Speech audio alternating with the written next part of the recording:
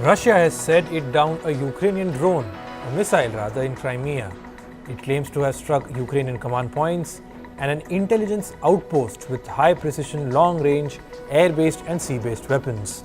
Russia also said it sank an enemy boat off Snake Island with a Su-30 fighter jet. This comes a day after Ukraine's capital Kiev came under Russian missile and drone attack. Ukrainian President Volodymyr Zelensky has denounced what he called corrupt decisions made by medical commissions.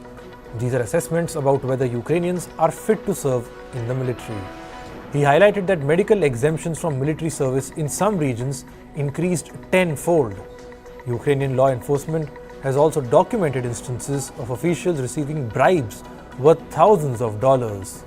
Zelensky recently signed a decree formalizing the decision to fire all heads of regional recruitment offices. North Korea launched 2 short-range ballistic missiles toward the sea on Wednesday. This came hours after the US tested long-range bombers with South Korea. Seoul's Joint Chiefs of Staff said that North Korean missiles traveled about 360 kilometers before landing in the waters near the Korean peninsula. The missiles were launched from North Korea's capital, Pyongyang.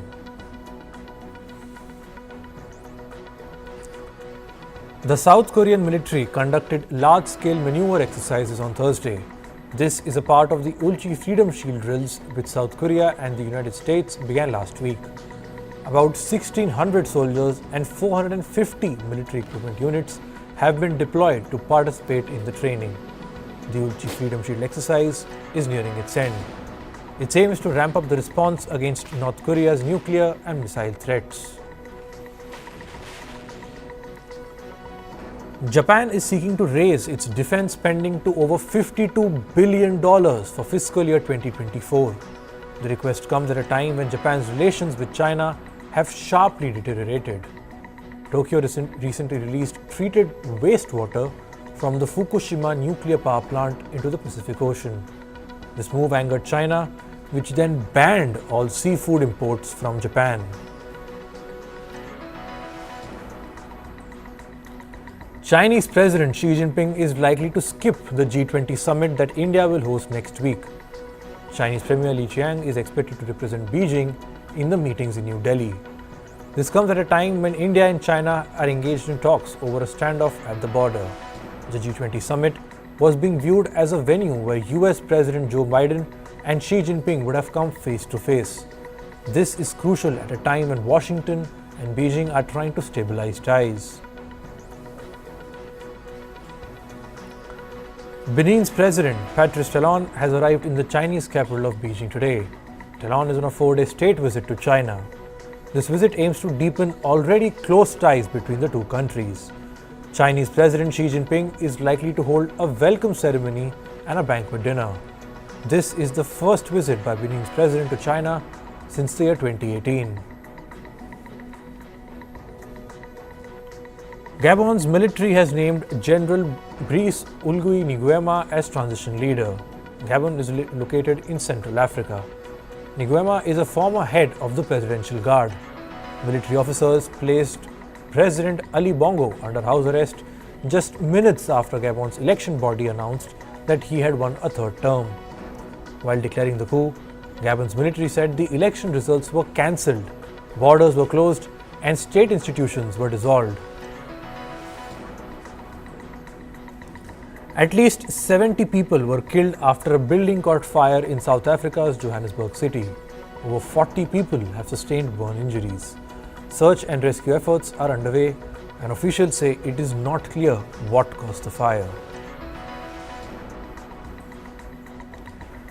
A US judge in Washington has ruled that former President Donald Trump's ex-lawyer, Rudy Giuliani, is liable for defaming 2 Georgia election workers. They were targeted in vote-rigging accusations after the 2020 US presidential election.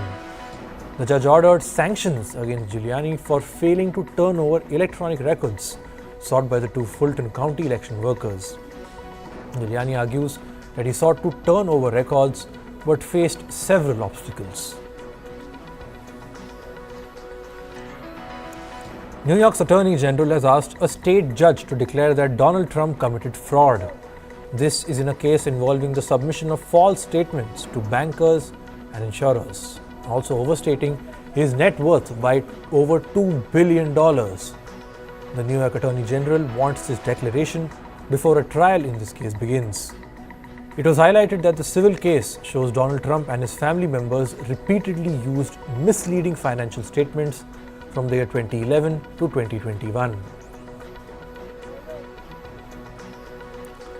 US Senate Minority Leader Mitch McConnell froze again for around 30 seconds during a public appearance. This is the second such incident in a little over a month. 81-year-old McConnell froze while responding to questions posed by reporters. He was then escorted away. UK's Defence Minister Ben Wallace has resigned today. He confirmed the move after sending a letter to Prime Minister Rishi Sunak. In his official resignation, he appealed the government to not make defence spending cuts. Wallace was appointed as the Defence Minister in 2019 by former UK Prime Minister Boris Johnson. Meanwhile, Grant Shapps has been appointed as UK's new Defence Minister. 5 Italian railway workers were killed after being run over by a train early today. The incident happened near the northern Italian city of Turin. Police officials say the train was travelling at speeds over 150 kilometers per hour. 2 workers managed to avoid getting hit by the train. The train driver was treated for shock and then allowed to go home. Moving to climate, Hurricane Idalia has stormed the US state of Florida. It has brought torrential downpours and destructive winds. Nearly 300,000 Florida homes and businesses were without power as on Wednesday. Meanwhile, in nearby Georgia, 160,000 people did not have electricity. US President Joe Biden has said that no one can deny the impact of the climate crisis anymore. His comments came as Hurricane Idalia made landfall in Florida. Joe Biden also announced $95 million in funding to improve Hawaii's electric grid. This is after catastrophic wildfires devastated the island of Maui in the US state of Hawaii. The European Union used 17% less fossil fuel to make electricity. This in the first half of this year, and the data is according to a study from the clean energy think tank Ember. The drop in fossil fuel power generation was driven by both a fall in demand for electricity as well as growth in clean power.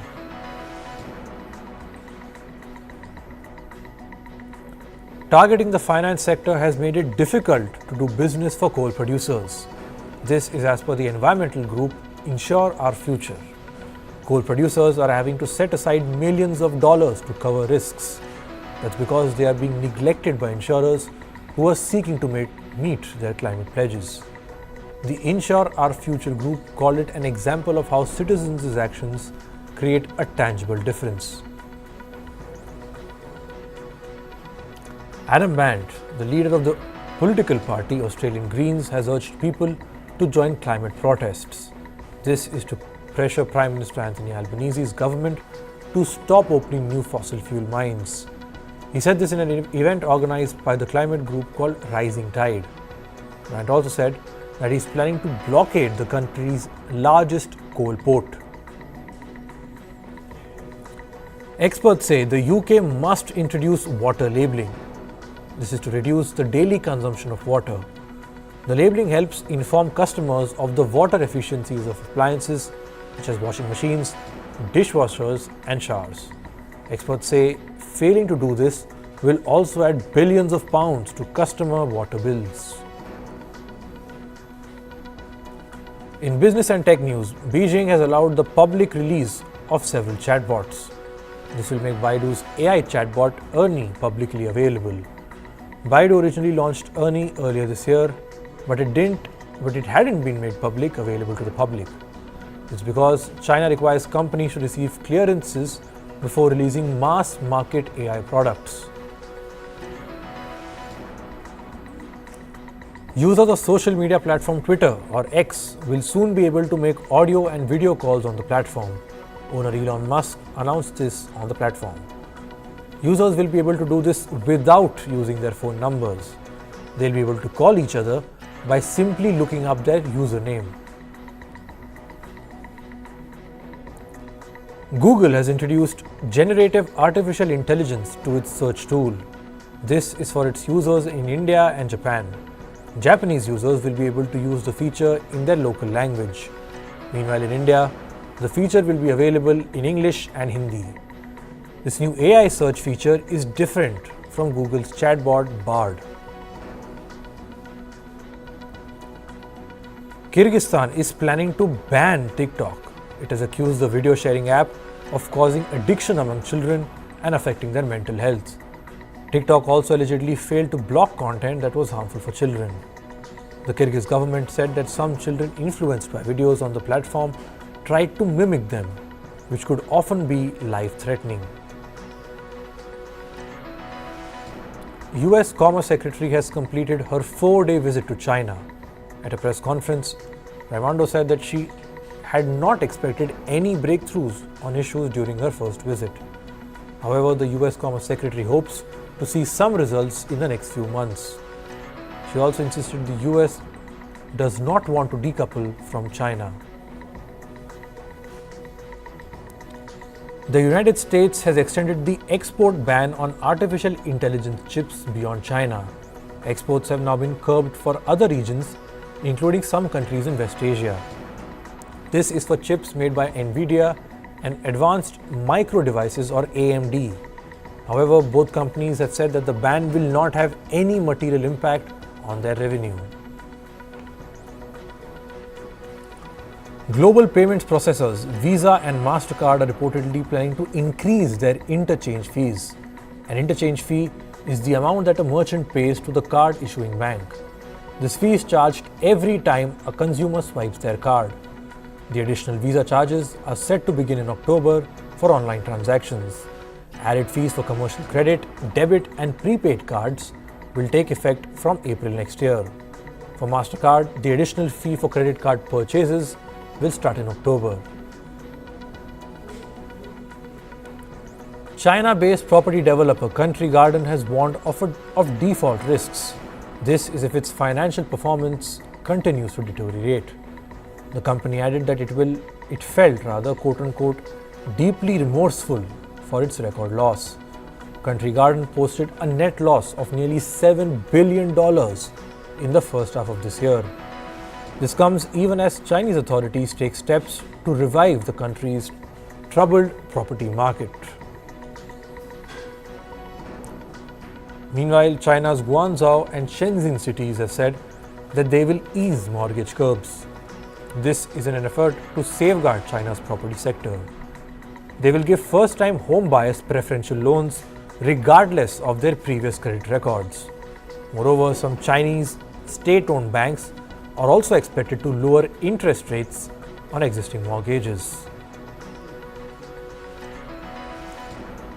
Australia's competition regulator has sued Qantas Airways. This is because the airlines allegedly sold tickets to more than 8,000 flights between May and July 2022. And this was without disclosing the flights had been cancelled. Moving to sports, Firstpost has confirmed that Viacom 18 has won BCCI media rights to broadcast cricket matches on television and digital platforms. This is only for international matches to be played in India for the next 5 years. The broadcast cycle begins from September 2023 and will last until March 2028. The e-auction process was being contested by Disney Star, Sony Pictures Network India and Viacom 18. Pakistan's captain Babar Azam said that his team is ready to take on India. This comes after Pakistan registered a decisive win over Nepal in the first match of the Asia Cup. Babar Azam made over 150 runs and propelled Pakistan towards a victory. He said, and I quote, "This game was good preparation for the India game because it gave us confidence. India and Pakistan will be locking horns in Sri Lanka on the 2nd of September for their first Asia Cup match. Canada's Daniel Mazahi will become the first transgender cricketer to feature in an international match. Mazahi has been included in the squad for a T20 qualifier tournament. It's for the 2024 Women's T20 World Cup that will take place in Bangladesh, and the T20 international match will be held on the 4th of September in Los Angeles. Australia crushed South Africa in the first 2020 international in Durban yesterday. Australia's new captain Mitchell Marsh's performance steered Australia towards a 111-run win. Australia scored 226 runs for 6 wickets in their 20 overs. South Africa were all out for 115 runs. This gives Australia a 1-0 lead in the 3-match series. A T20 international match between England and New Zealand was held yesterday. England thrashed New Zealand by 7 wickets in the series opener. Skipper Jos Buttler won the toss for England and opted to bowl first. New Zealand had set a modest target of 140 runs, and England reached the target in the 14th over. With this, England took a 1-0 lead in the 4-match T20 series. UEFA's chief of football, Volodymyr Boban, said the stoppage time rules in English football won't be allowed or followed rather in European competitions. He said the rules are quote-unquote absolutely absurd. The new rules are to make up for the time lost during goal celebrations, injuries and so on. The intention is to increase the time the ball is in play. Spanish football chief Luis Rubiales' mother was admitted to a hospital yesterday. She had started a hunger strike in support of her son. Rubiales has drawn criticism after he kissed footballer Jenny Hermoso at the Women's World Cup. This also had led to his suspension by FIFA. Rubiales' mother had locked herself inside a church to protest against how her son is being treated. Pia Sundhage has stepped down as Brazil's coach. This is after the country suffered an early elimination at the 2023 Women's World Cup. The 63-year-old was hired in 2019 and was due to coach the team for the Paris Olympics next year. Brazil failed to advance from the group stage at the FIFA Women's World Cup, and it only managed to win 1 out of 3 group matches. In tennis, world number 1 Iga Schwartek has entered the 3rd round at the US Open. The 22-year-old Polish player defeated Dahlia of Australia 6-3 and 6-4 in straight sets. For Iga Schwartek, the win was another step towards defending her US Open title.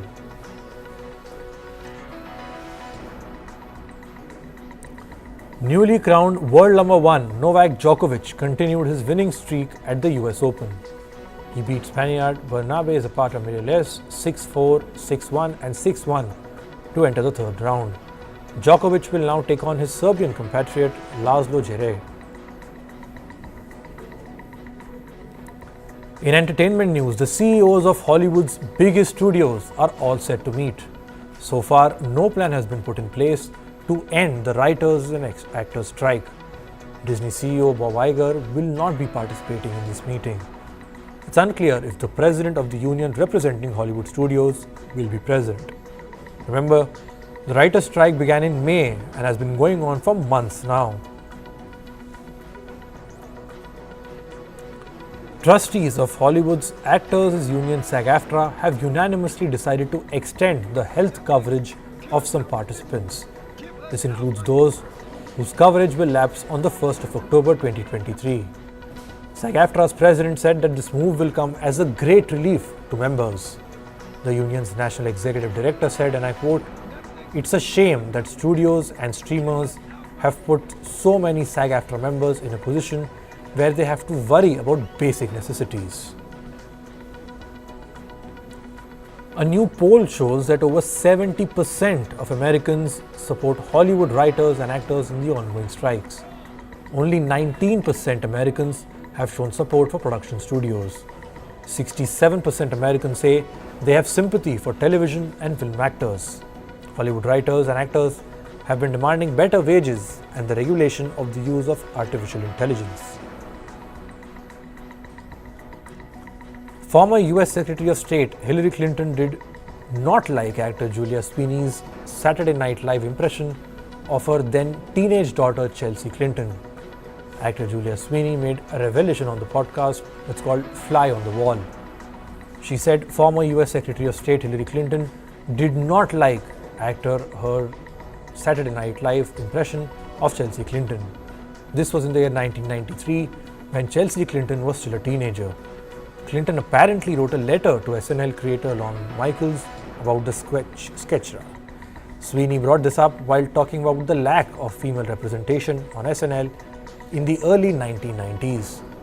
Sweeney did not play Chelsea Clinton on the show again, but SNL continued to take digs at Clinton. Actor Bonnie Wright has reflected on playing the character of Guinea Weasley in the Harry Potter movies. She has voiced her frustration over her character's lack of screen time. In a statement, Wright said, and I quote, "There were parts of the character that just did not get to come through because there were no scenes to do that." She added that it made her feel a bit anxious and frustrated. Wright's character, Guinea Weasley, has a much larger role in author J.K. Rowling's book series than in the movies. Director Joseph McIntyre-Nicole, also known as Meg G, has said that he is not closing the door on a potential Charlie's Angels 3. The director made these comments while talking about his upcoming comedy film called Family Switch. Charlie's Angels came out in 2000 and a sequel was released in 2003. Both movies got an underwhelming response at the box office. Several actors, politicians, models and filmmakers walked the red carpet in Venice. This was during the opening night of the world's oldest film festival. Massimiliano Rossi, Charlotte Rampling and Liliana Cavani were among those who made the red carpet appearance.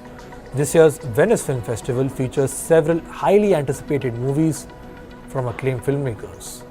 The main jury consists of renowned directors including Jane Campion and Martin McDonagh. Singer Miley Cyrus opened up about her feelings on her Malibu home that she shared with her former husband Liam Hemsworth. Miley Cyrus said, and I quote, "That house had so much magic to it. It ended up really changing my life." Hemsworth and Cyrus's Malibu house was destroyed by wildfires in 2018. After the house was destroyed, Hemsworth took to social media to share a picture of the rubble with the caption, "It has been a heartbreaking few days. This is what's left of my house." The king of pop, Michael Jackson's sons Blanket Jackson and Prince Jackson made a rare appearance. They attended an event and greeted fans on what would have been Michael Jackson's 65th birthday. The legendary singer died in 2009 due to acute propofol intoxication in the US state of California. And finally, TikToker Levi Jed Murphy has revealed his facial transformation after 5 back-to-back plastic surgeries. He said that his favorite part about it is getting the content. The influencer reportedly told his surgeon that he wanted his plastic surgery to look dramatic and not natural. Murphy earlier got 2 nose jobs and 3 lip lifts done.